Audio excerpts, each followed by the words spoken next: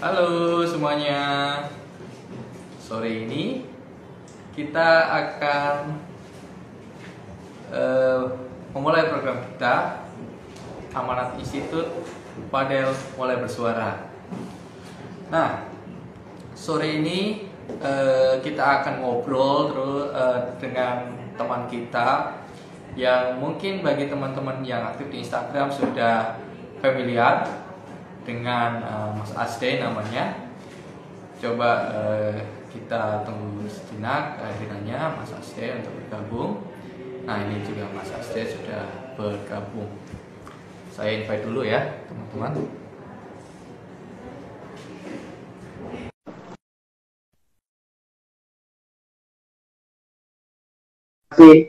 Finansial.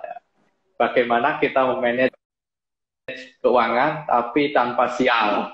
Nah, itu kan sesuatu seni ya. Bagaimana biar kita itu nggak jombrot gitu, kita boleh bergaya tapi jangan sampai gaya itu kemudian menghabiskan atau meminuskan uang kita. Nah, Mas Asde ini sudah bergabung dengan kita semua, teman-teman. Mungkin bisa menyapa teman-teman dulu, Mas Asde.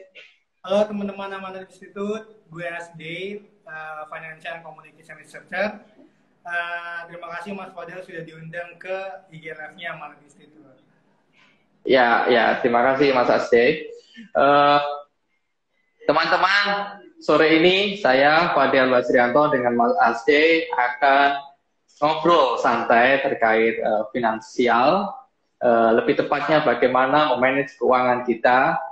Tips-tips, Mas Asde akan mengasih tips kepada kita bagaimana kita itu mengurangi dosa finansial dan mempertemukan iman finansial. Nah, itu nantilah kita akan eksplor lebih dalam. Teman-teman bisa berkomentar, menanyakan kepada Mas Asde dan meminta Mas Asde untuk curhat bagaimana klien-kliennya itu mengeluhkan. Saya ini gaji 5 juta tapi kok gayanya 10 juta ya, ini gimana ini cara menghentikannya? Atau kemudian teman-teman ada juga, Mas ini saya gaji 4 juta tapi saya oke tuh dengan gaya 1 juta. Itu mungkin Mas Asde bisa memulainya dengan ini ya, menjelaskan nih, apa sih pentingnya literasi finansial nih kepada kita, karena orang-orang kayak kita ini kan lagi seneng-senengnya ini punya pendapatan, habis lulus kuliah, habis lulus sekolah, mau mulai bisnis atau mulai bekerja, dan kemudian menerima pendapatan dan punya grup atau peers yang kadang itu positif, tapi kadang juga yang negatif, memaksa kita untuk jalan-jalan, menghamburkan uang dan sebagainya nih. Nah, mungkin Mas Asde di tengah kita punya potensi yang banyak, tabungan bagaimana itu pentingnya apa sih pentingnya literasi finansial bagi generasi muda kayak kita ini?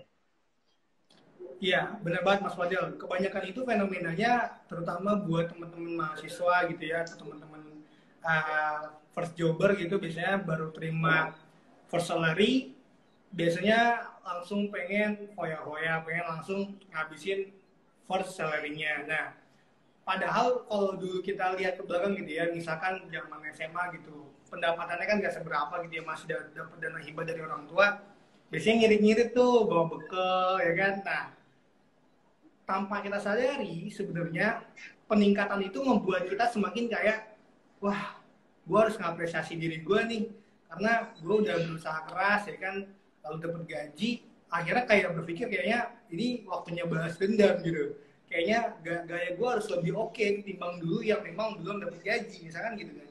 Nah, itulah kenapa banyak fenomena gajinya 2 juta, gayanya itu 5 juta. Akhirnya apa? Akhirnya banyak pinjaman-pinjaman, lalu juga pay letter, segala macam, tunggakan kayak gitu ya. Itu fenomena yang sering terjadi sih. Nah, makanya sebenarnya nggak susah-susah banget soal finance sebetulnya. Dan memang di masyarakat kita kan tabu nih ya ngomongin duit itu. Ngomongin duit tuh kayak, aduh nanti aja deh, itu ranah private gitu misalkan. Nah, soal literasi nih. Soal literasi itu sebenarnya poinnya cuma 3. Yang pertama tuh kita tahu. Nah, disebut dengan as acknowledge. Jadi kita tahu nih pengetahuannya seperti apa tentang keuangan. Nah, yang kedua itu adalah skill. Kalau cuma tahu gitu ya, tahu doang nih, sering nonton IG live, lalu sering baca jurnal mungkin ya, atau sering apalagi kan sekarang banyak course-course gitu ya, atau misalkan seminar online, tapi kalau nggak ada skills ya nothing. Nah kalau udah ngelakuin, ada namanya ketiga, namanya confidence. Bagaimana dia percaya diri nih sama pengelolaan keuangannya dia, lalu juga confidence sama misalkan dia pengen menumbuhkan asetnya. Nah itu ngomongin nanti sama psikologi. Nah kalau psikologinya sekarang kita kenal dengan istilah kanker ya, kantong kering. Kadang kalau kita kantong kita lagi kering itu kadang suka nggak pede nggak sih kalau misalkan kita mau nongkrong sama teman, atau misalkan kita mau hangout, atau sekedar kita mau ngerjain sesuatu bareng nih, kantong kita kering gitu, atau ATM kita kering, kayaknya rasanya tuh kayak kurang pede, lalu juga produktivitas tuh kurang maksimal, kurang lebih kan kayak gitu kan yang kita rasain sekarang nih, apalagi di tengah pandemi. Banyak banget sebetulnya sektor ekonomi terutama ya. Kenapa sih kita ekonomi Indonesia itu ibarat apa? Bu Sri Mulyani pernah bilang kalau ekonomi Indonesia itu kan emang ekonomi terbuka, artinya dari negara asing bisa masuk, kita juga bisa keluar. Nah itu ibarat sepeda nih. Nah kita sebagai pengemudi, sepedanya itu bannya lagi kempes pertama, terus rantainya lagi karatan, ya kan? Artinya kita nggak bisa ngegoes nih. Otomatis kita sebagai penggoes itu kalau nggak bisa goes, akhirnya mau nggak mau kakinya turun dong. Akhirnya kita mau nggak mau akhirnya jalan, bukan bersepeda tapi berjalan. Kan kecepatannya akan berbeda dong. Nah, kira-kira kondisi sekarang tuh kayak gitu tuh. Di saat pandemi itu memang kita lagi berjalan bukan bersepeda. Jadi butuh effort yang lebih besar untuk bisa ngebenerin bannya, lalu juga all in rantainya, supaya gear sepedanya itu tuh jalan lagi. Supaya makanya pemerintah tuh memberikan stimulus, yaitu olinya tuh. Itu olinya, itu isi anginnya, supaya sepedanya itu jalan lagi. Kalau bisa jalannya walaupun pelan nggak apa-apa, kan kayak gitu. Ya, menarik deh simulasinya literasi finansial seperti halnya dengan bersepeda nih. Nah, kalau kita ingin melihat ada celah-celah yang ini yang harus dibenerin, ini yang rusak, ini yang harus ditingkatkan dan sebagainya, itu kan butuh ini ya, pengetahuan, skill, atau minimal ada kesadaran. Misalkan seperti seorang tukang bengkel sepeda gitu, montir, itu hal apa sih Mas yang harus dipunyai oleh seorang kayak kita ini anak muda untuk bisa menganalisis ini kekurangannya di sini, ini yang perlu ditambah oli, ini yang kemudian perlu rem dan sebagainya. Iya, sebenarnya saat kayak gini kan ada yang namanya istilah cash is king. Jadi mau nggak mau nyediain cash itu adalah salah satu tips ya. Selain dimana kalau misalkan emang punya barang-barang berharga gitu kan, atau memang makanya pembelian barang-barang mewah tuh sekarang kan menurun.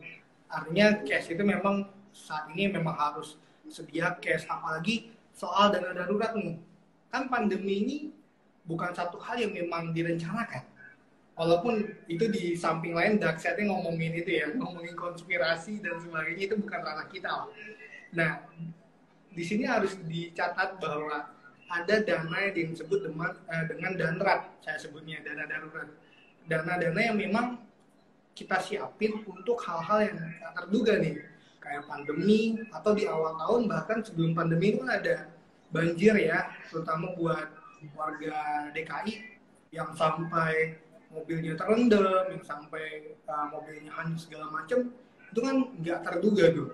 Nah, poin penting di sini adalah mempersiapkan dana darurat itu juga jadi satu yang harus dipersiapkan nih, walaupun kayaknya mikirnya nanti aja lah, buat hangout dulu aja, buat jajan, buat dana liburan, atau buat beli handphone baru atau apa.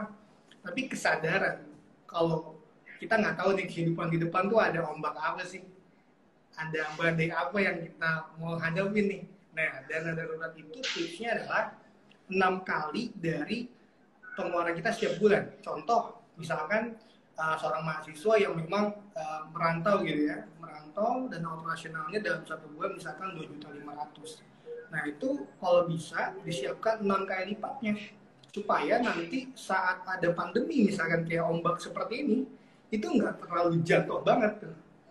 Jadi masih bisa bertahan hidup selama 6 bulan ke depan gitu. Kira-kira lebih kira-kira kayak gitulah Mas Fadil. Ya, ini sudah banyak nih yang bergabung. Ada Cak Nanto dari pimpinan atau Ketua Pemuda Muhammadiyah, kemudian ada BMFC dan sebagainya. Terima kasih teman-teman. Ini adalah program reguler kita di Amanat Institute. Kita memiliki program yang namanya Mulai Bersuara. Kali ini saya Fadel Basrianto menjadi hostnya bersama Mas Asde sebagai seorang financial planner yang tahan banting lah menerima curhatan dari generasi muda kayak kita ini terkait manajemen keuangannya yang kadang amburadul itu. Masih belajar juga Mas. Nah, Mas Asde, ini kan ngomong-ngomong tentang dalam konteks pandemi ya. Kita itu kan kemarin 6 bulan ini work from home, kita nggak kemana-mana, untuk menyampaikan atau menyalurkan nafsu kita itu biasanya pakai aplikasi belanja online itu. Nah itu ini kan apa namanya ya, kita kadang-kadang tuh pengen itu mempertebal iman finansial kita dan mengurangi dosa finansial kita di tengah pandemi, sehingga pasca pandemi itu kita menjadi orang yang katakanlah memiliki finansial yang relatif mapan gitu. Nah, tapi keinginan tersebut itu terhenti gitu, atau kemudian terhenti dan kemudian kita ingin belanja yang sebetulnya itu bukan basic need kita. Itu bagaimana Mas cara mengelolanya? Iya, kalau ngomongin dosa finansial ya, terutama dosa-dosa finansial yang memang kita alami selama pandemi ini, yang memang dihadapin semuanya nggak bisa ngapa-ngapain, lalu juga on handphone gitu ya, on mobile, mau nggak mau belanja online semua, dan apalagi juga strategi marketing e-commerce tuh luar biasa menggoda memang, dari Shopee Pay Rp1 segala macam ya, Harbolnas segala macam, pasti banyak promo gratis ongkir. Nah, caranya mempertebal dosa supaya nggak ngelakuin dosa finansial sebenarnya boleh reward gitu ya, untuk sekali beli nggak masalah.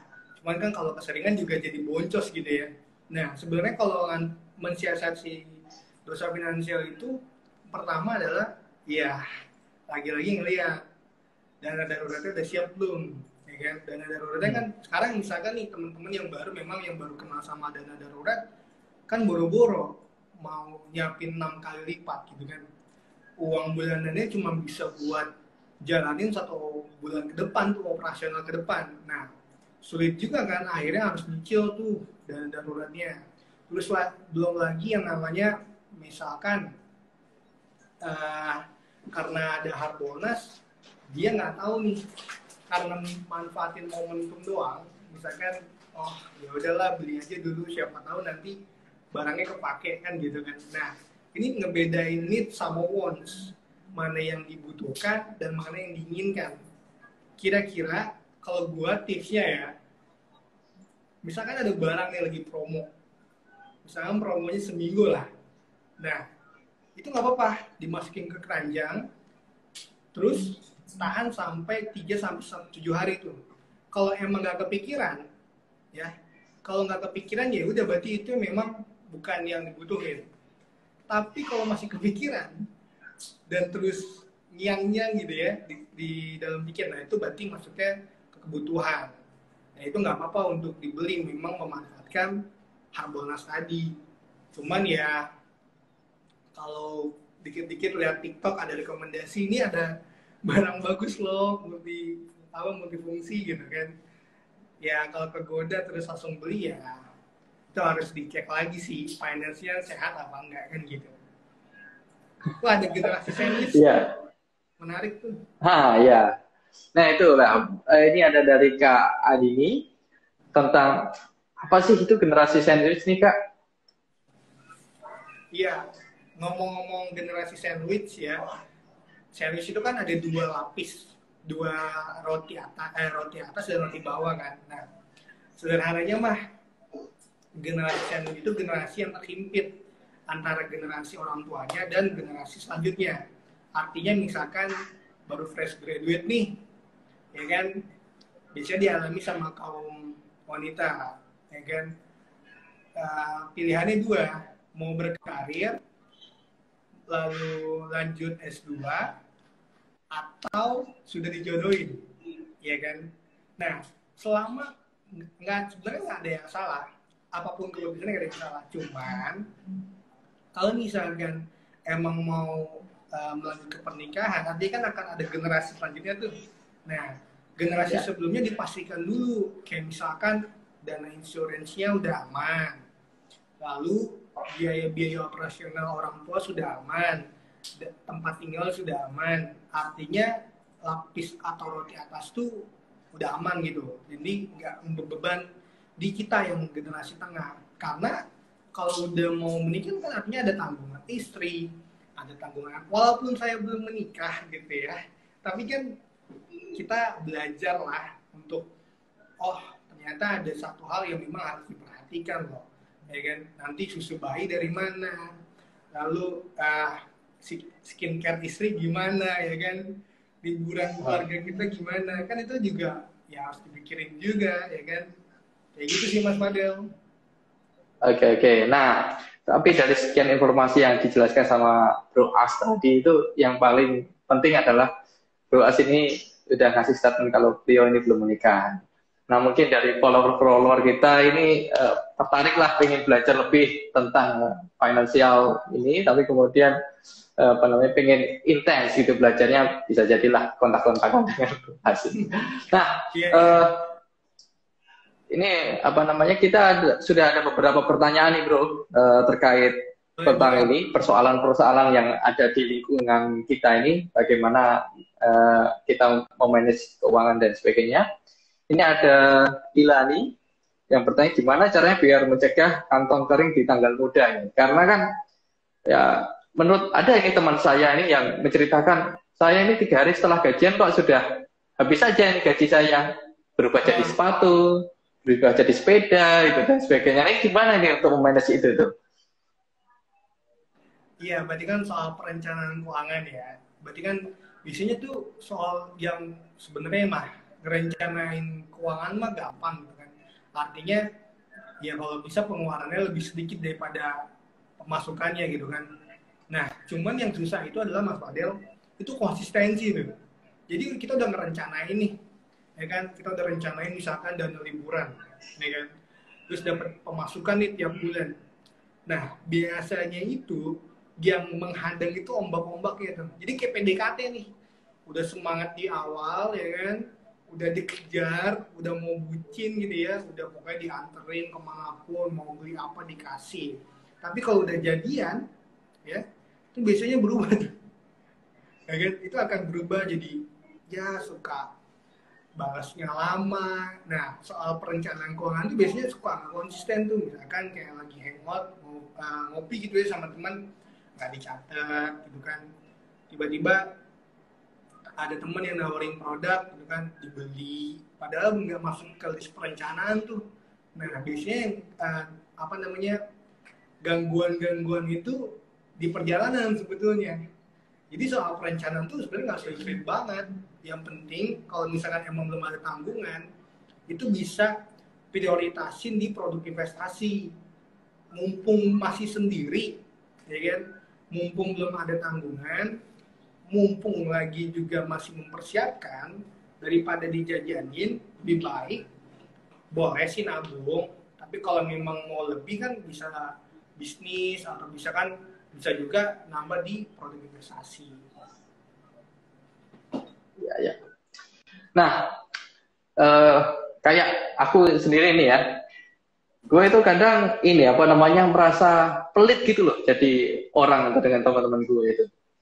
Habis pulang kerja itu biasanya malas untuk diajak nongkrong gitu kan, karena pikiran saya nongkrong itu nanti beli 1 cup kopi gitu ya, itu kan keluar duit banget gitu ya. Sedangkan saya setiap hari itu nyatet gitu, apa namanya, hari ini saya udah keluar transport berapa, terus kemudian jajan berapa. Ini kan ya di satu sisi menurut saya ini efektif untuk mengelola keuangan saya, tapi di sisi lain ini moral bersosial saya dengan teman-teman ini kan agak janggal, apa namanya, apakah aku dianggap pelit gitu. Itu menurutmu gimana? Iya, iya, iya. Ya sebenarnya soal perencanaan keuangan bukan berarti lu itu pelit sama diri lu, bukan sebetulnya. Tapi lu tahu yang mana prioritas lu tahu mana target lu, dan lu ngejalanin rencananya, ya kan? Jadi bukan berarti temen ngajakin ngopi gitu ya. Sebenarnya itu kan juga silaturahmi tuh dalam Islam ya, dan itu juga kan bisa menumbuhkan rezeki kan. Nah, cuman yang disalahartikan itu kadang ngopinya tiap hari, gitu kan. Kopinya mending kalau di kopi Starling gitu ya. Kalau di Starbucks Toko kan lumayan juga kan. Kalau di Starling it's okay gitu kan. Ya 5.000 per cup kan masih mending gitu kan. Kalau yang di Starbucks Toko ya berasa juga gitu kan. Cuman gini Mas Fadil, kadang ada orang yang rajin banget nyatetin. Saya sendiri sih kadang-kadang nyatetin gitu kan. Nah, ada tipsnya nih. Tipsnya adalah punya pasangan. Kalau emang apa namanya, kan karakter orang beda-beda ya. Ada yang memang ulet gitu ya, mencatat. Apalagi sekarang udah ada e-wallet segala macam aplikasi free itu bisa digunakan. Nah, kalau emang nggak punya pasangan, punya sahabat yang memang concern. Jadi kita bikin komit sama satu circle gitu ya, atau bisa juga pasangan. Jadi pasangannya itu jadi produktif Mas. Jadi saling ngingetin. Nah ini sama juga sama perencanaan dalam keluarga. Dalam keluarga itu seenggaknya dari 2 orang ini ada salah satu yang memang jadi financial keeper-nya. Jadi dia yang mencatat, lalu mengingatkan, ya kan? Kira-kira kita bulan ini beli aset apa ya? Atau kira-kira bulan ini kita nambah produk investasi apa ya? Kayak gitu. Jadi kalau emang nggak bisa sendiri, gitu ya, minta bantuan teman atau minta bantuan advisor, nasihat, bisa orang tua, ya kan, bisa siapapun itu, bisa juga misalkan geng, ya kan, jadi gengnya itu kalau bisa mah dibuat untuk ingetin tuh di grup WhatsApp kayak gitu. Jadi bikin geng itu nggak sekedar untuk bergosip, tapi untuk menyehatkan keuangan kita ya. Yoi. Ya betul. Dan apa namanya, kita kan pasti hidup punya tujuan nih. Kayak lu mungkin nggak ngerti ya, lu mau menikah apa enggak, kan gue nggak ngerti nih. Tapi ini ada pertanyaan nih dari Kak Andini, seputar pernikahan nih. Aku mau menikah tahun depan nih Kak, penghasilanku masih 5 juta. Ada tips nggak ini untuk bisa achieve goal itu, kita mau menikah di tahun depan, tapi dengan gaji yang masih 5 juta nih. Gimana tuh? Bagaimana adjust kita terkait itu tuh? Iya. Berarti kan ini kan cukup cepat ya, maksudnya short term ya, jangka pendek nih, tahun depan gitu kan. Mungkin karena melihat situasi masih pandemi gitu ya. Maksudnya kan perbaikan ekonomi itu biasanya nggak cepat Mas. Dari fenomena sebelumnya kayak tahun 2008 ya. Krisis di Amerika yang berdampak juga ke Asia, tahun 98 yang kita alami juga besar-besaran, itu biasanya akan pulih dalam ya maksimal itu 4 semester, artinya 2 tahunan, memang sepedanya jalan lagi tuh. Nah kalau emang buat nikah selama situasi kayak gini ya, kalau bisa itu langsung aja tuh dialihin ke produk investasi yang konsepnya itu high return. Jadi return of investment-nya atau pengembalian ICA mah untungnya itu gede, itu masuk aja di pasar modal ya, masuk di pasar modal. Kalau emang nggak terlalu berani atau take risks, itu bisa masuk di reksadana. Cuman lagi-lagi yang tadi 3 itu Mas, knowledge, skill, dan confidence. Knowledge kita dapatkan di sini, skills-nya kita dapatkan saat praktek. Nah nanti kalau sudah terbiasa, data lama-lama jadi bisa, confidence-nya akan timbul. Ya jadi saran gue untuk dana pernikahan, kalau yang mau per bulannya 5 juta gitu ya, bisa all in di stocks, bisa all in di pasar modal, tapi dengan catatan tiga tadi itu harus diperhatikan betul, jangan sampai nyemplung berenang gitu ya langsung di kedalaman 3 meter, nanti tewas gitu kan. Jadi pelan-pelan dulu Betul, betul. dari refleks, ya kan, belajar kakinya dulu, ya kan, diayun, lalu belajar tangannya, belajar pernapasan, nanti boleh ke yang 3 meter. Jadi boleh nih di deposit dulu, kan udah banyak ya platform-platform untuk belajar, terutama belajar stocks, ada namanya aplikasi RTI Business. Itu nanti di sana bisa belajar pasar modal pakai dana virtual. Jadi belajar dulu bagaimana cara belinya. And then pandemi ini itu harbolnasnya investasi sebetulnya, kecuali emas ya. Emas kan naik banget tuh kemarin 1 juta lebih, dan sekarang memang agak turun karena kan emas itu dijadikan cadangan devisa sebuah negara gitu kan. Nah, stok itu justru itu lagi harbolnas nih, lagi banyak yang turun, terutama di industri perbankan, industri consumer goods ya kayak Unilever, Kino dan lain-lain.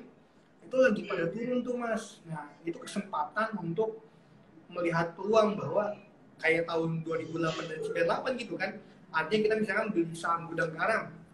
Ya itu kan pilihan ya. Nanti ada 700 perusahaan, 700 emiten yang bisa kita beli sahamnya di sana.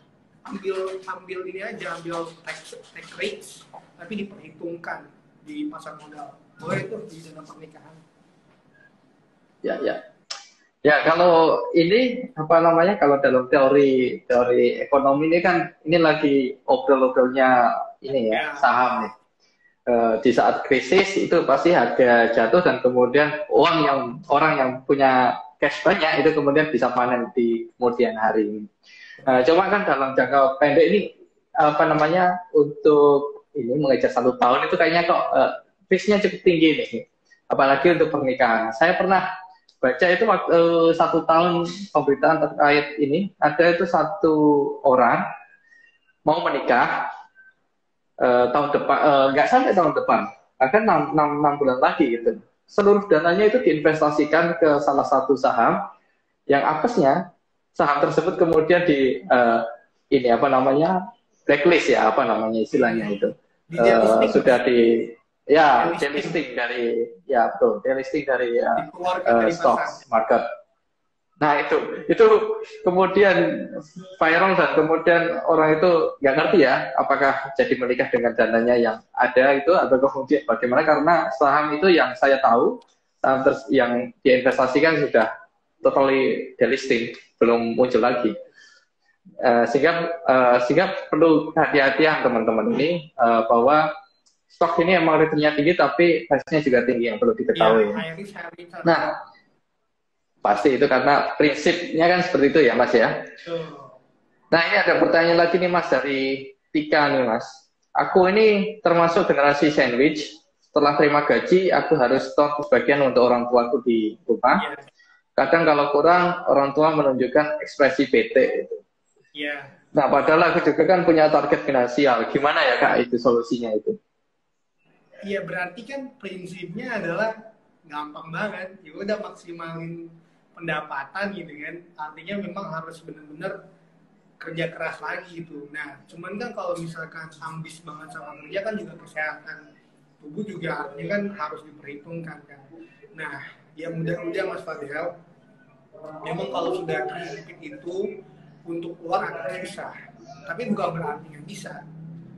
Kalau misalkan emang sudah terhimpit, lalu juga waktu udah bete dulu gitu ya. Nah, yang penting adalah dikomunikasi ini sama orang tuanya supaya juga kita bisa fokus maksimalin pendapatan. Dikomunikasiin bahwa memang buka-bukaan aja. Jadi di dalam keluarga buka-bukaan ini penghasilan aku segini buat biaya-biaya ini segini. Jadi semuanya clear. Kalau ketika clear kita juga bisa maksimalin kan produktivitas kita gitu. Itu step yang pertama. Step yang kedua adalah yaitu maksimalin pendapatan. Selain di pendapatan utama, kalau bisa buka bisnis yang memang dipahami banget sama kamu gitu ya, yang memang kamu suka. Nah, kalau yang mau beli produk, terutama produk investasi, ya banyak pilihannya. Cuma ya lagi-lagi gitu Mas, prinsipnya high risk, high return, dan 3 bekal tadi itu. knowledge, skill, dan confidence. Nah, kalau mau belajar ya itu tadi di aplikasi RTI. Karena kan sesuatu yang terbiasa jadi bisa mas, ya kan? Kalau emang nggak mau pakai uang pribadi dulu gitu ya, maksudnya uang real, ya pakai uang virtual aja dulu tadi yang dari aplikasi RTI itu ada di Android sama di iOS. Gue bukan promo gitu ya, gue cuma ngasih tahu nih ada aplikasi yang memang bisa dipakai untuk belajar. Ya, Kalau udah kan taruhlah beneran. ya. Ada plotnya nggak sih? Kalau misalkan kita kan tadi udah mulai menginjak ini ya, pentingnya untuk investasi ini di dalam financial planning kita. Nah, ada plotnya sekian persen untuk tabungan, sekian persen untuk dana cadangan dan sebagainya. Itu plotnya seperti apa sih komposisi yang ideal itu? Oh iya, sebenarnya formasinya ya persen-persennya itu tidak ada yang baku mas. Artinya semua financial planner atau advisor pasti ngasihnya 1, 2, 3, 4 10%, 20%, 30%, 40%. Nah itu yang formal. Tapi kan lagi-lagi kita nggak tahu sebelum financial plan itu ada satu step yang harus dilakukan adalah financial check up, di mana kesehatan keuangan itu harus diperiksa. Ada nggak utang yang nggak bertumbuh, artinya cicilan yang harus dibayar dan barang itu nilainya turun, misalkan cicilan motor, mobil, cicilan handphone apalagi, atau cicilan-cicilan lainnya yang memang nggak bertumbuh. Kalau yang bertumbuh kan rumah, lalu juga aset-aset yang bertumbuh, barang-barang mewah yang limited itu kan aset-aset bertumbuh. Nah itu harus dicek.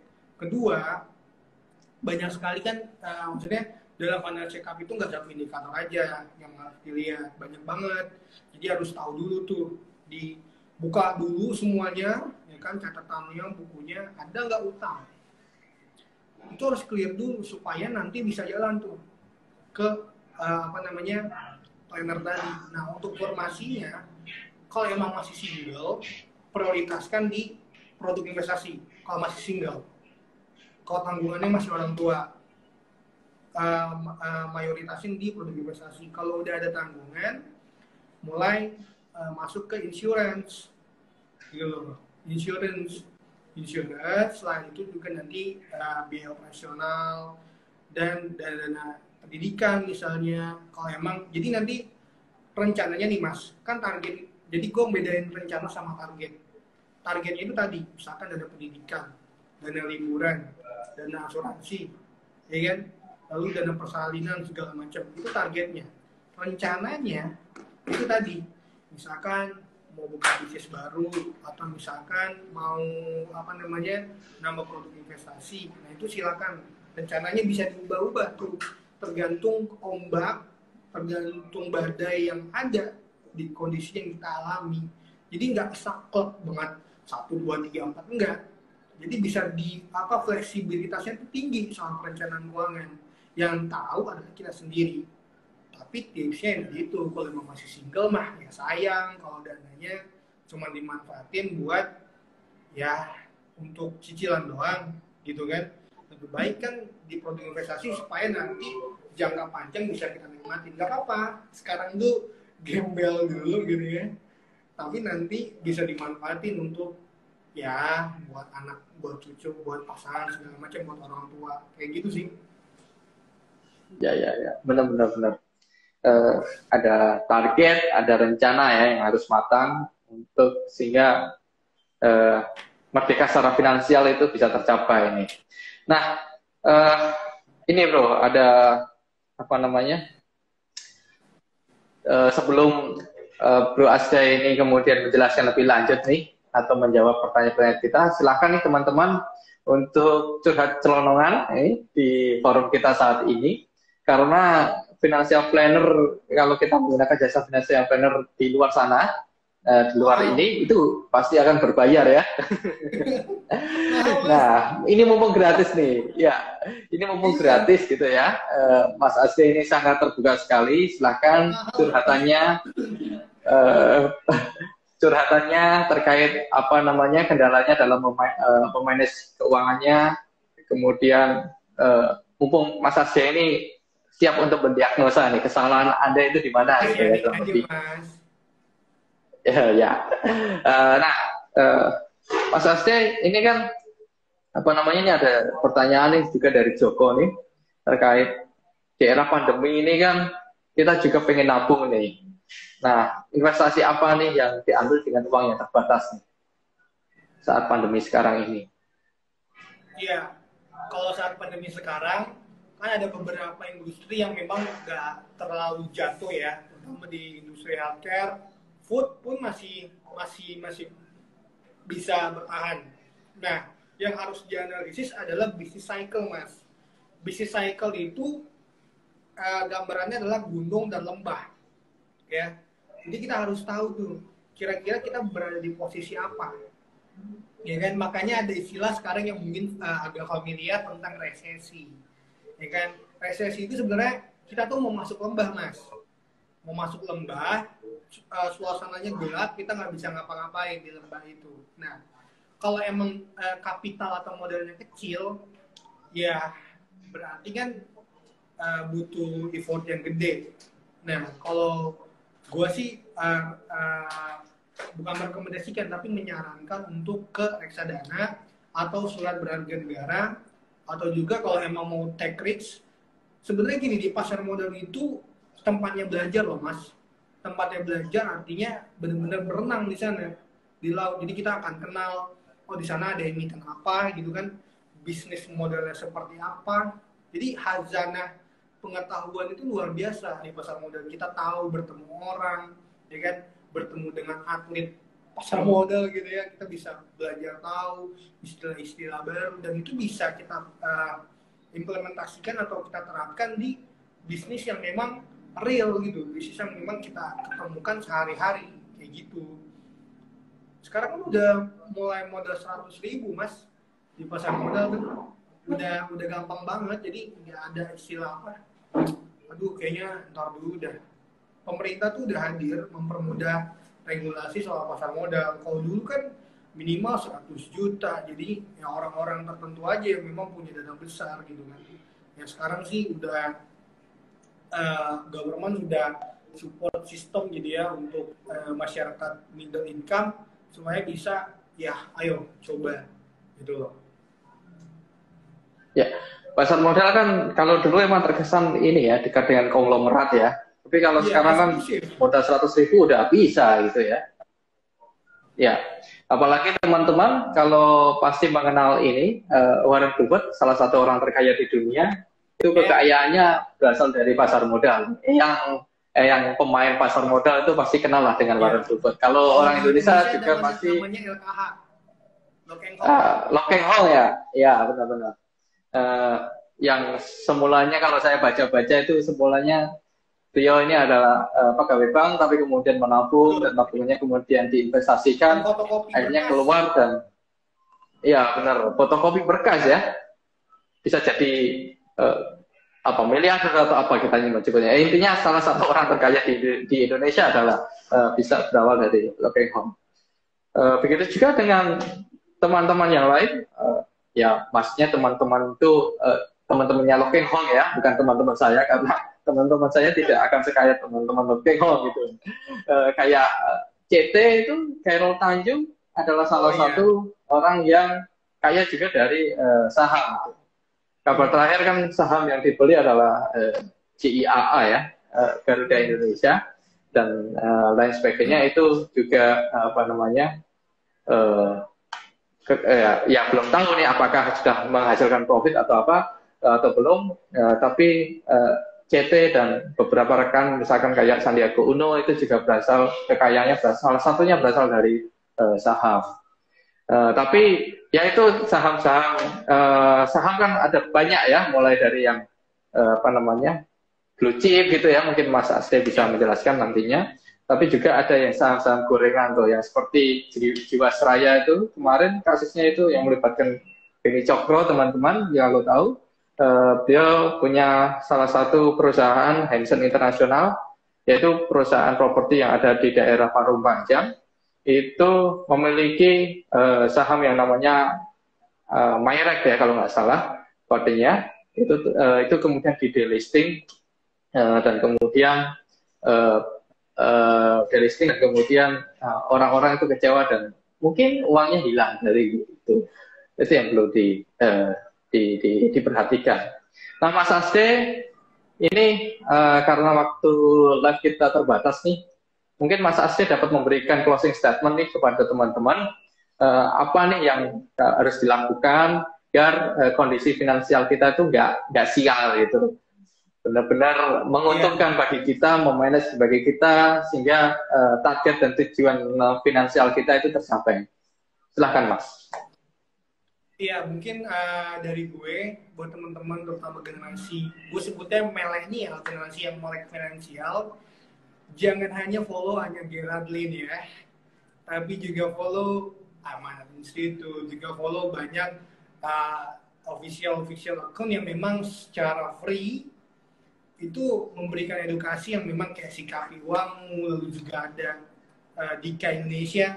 Gue juga ini Mas, bagian daripada Dika Indonesia, yaitu adalah Duta Inklusi Keuangan Indonesia yang memang concern untuk menebarkan tentang literasi dan juga inklusi keuangan gitu. Nah, buat teman-teman tetap hashtag kosongkan gelas. Jadi kalau mau mengambil sesuatu, dikenalin dulu, jangan langsung nyemplung karena kita nggak tahu, banyak juga dark side di segala sisi, terutama juga di pasar modal gitu ya. Harus kenal dulu pasar modal kayak gimana.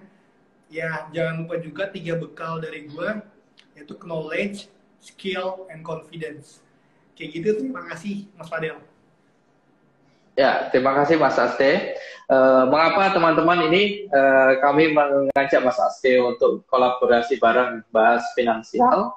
Itu ya karena mengatur keuangan bagi diri sendiri itu penting ya, karena sebelum kita memikirkan sesuatu hal yang besar, karena milenial itu seperti generasi kayak kita ini kan adalah generasi penerus, terutama ya Amanat Institute sangat concern dengan isu politik, masa depan politik Indonesia ke depan.